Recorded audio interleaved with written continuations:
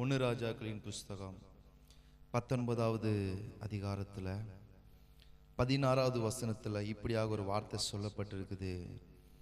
எலியாவை பார்த்து ஆண்டவர் சொன்னார், சாப்பாத்தின் குமாரனாகிய எலிசாவே உன் ஸ்தானத்தில் அபிஷேகம் பண்ணு அப்படின்னு ஆண்டவர் சொல்லுகிறார். இன்னைக்கு நம்ம பார்க்க போகிற ஒரு காரியம், எலியாவின் சால்வையும் கிறிஸ்துவின் ஆவியும் என்கிற ஒரு தலைப்பில் நம்ம பார்க்க போகிறோம். ரெண்டையும் கம்பேர் பண்ணி பார்க்க போகிறோம். ஆண்டவர் எலியாவை பார்த்து சொன்னார், நீ எலிசாவை உன் ஸ்தானத்தில் அபிஷேகம் பண்ணு அப்படின்னு சொல்லிட்டார். இப்போ எலிசாவை தேடி போகிறான். எலிசா அவன் 12 ஏரை பூட்டி அவன் உழுது கொண்டிருக்கிறான்.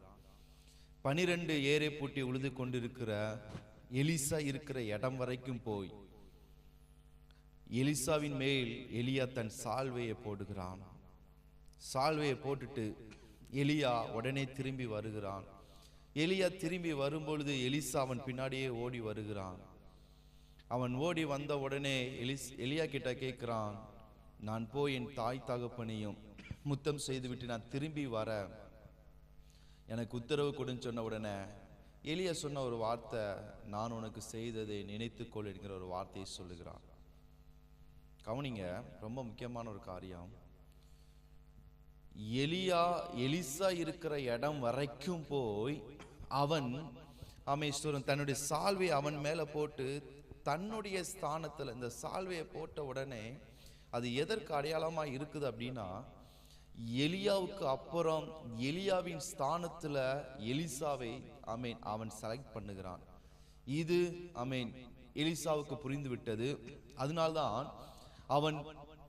அவன் ஏறு பூட்டி கொண்டிருந்த அந்த ஏரை விட்டுட்டு அவன் பின்னாடி வந்தான். நமக்கு நன்றாக தெரியும், எலிசா மறுபடி போய் அந்த ஏர் மாடை அவன் கொன்று அதை சமைச்சு எல்லாத்துக்கும் கொடுத்து விட்டு அவன் திரும்பி எலியாவுக்கு பின்பதாக வருகிறான்.